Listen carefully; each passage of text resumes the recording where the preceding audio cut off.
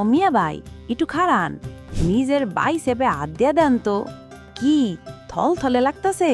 হিহি, হারাবিন শরীরে এনার্জি পান না, আবার জিমে গিয়া বালতি বালতি ঘাম জড়াইয়াও বডি হইতাছে না। প্যারা নিয়েন না বস, আপনার সমস্যা জিমে না, সমস্যা হইল গিয়ে আপনার লো টেস্টোস্টেরনে। এই হরমোনটাই তো আপনার মা সেলার এনার্জির আসল পাওয়ার হাউস। ওহন ভাবতাছেন কি জাদু মন্ত্র লাগবো? হুদাই রান্নাঘরে যান আর এই সাতটা খাবার গিলতে শুরু করেন, তাইলে দেখবেন টেস্টোস্টেরন রকেটের গতিতে বাড়তাছে। 1 নাম্বার হইল বাদাম, খালি আড্ডায় বৈশা চাবাইন না, এটার জিঙ্ক আর ফ্যাট আপনারে চনমনে করে দিব।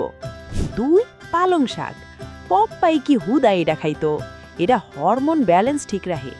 3 ডিম, ডায়েট করতে গিয়া কুসুম ফালায়া ভাব লয়েন না, কুসুমেই তো আসল মাল, ভিটামিন ডি।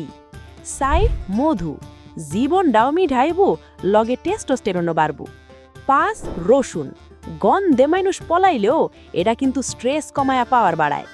6 আদা, চায়ের লগে খালি সুমুক না, এটা ব্লাড সার্কুলেশন গিয়ারে তুইলা দেয়। আর 7 ডালিম, হার্ট তো ভালো রাখবই, লগে আপনারেও সুপারম্যান বানাইবো। তাইলে লেট না কইরা আইস থেকে এগুলা খাওয়া শুরু করেন মিয়া ভাই, দেখবেন কেমন জাদুল্লাহান আপনার এনার্জি আর মাসেল গ্রোথ আপ হয়ে যাইতাছে। বইসা না থাইকা দৌড় দেন। হিহি।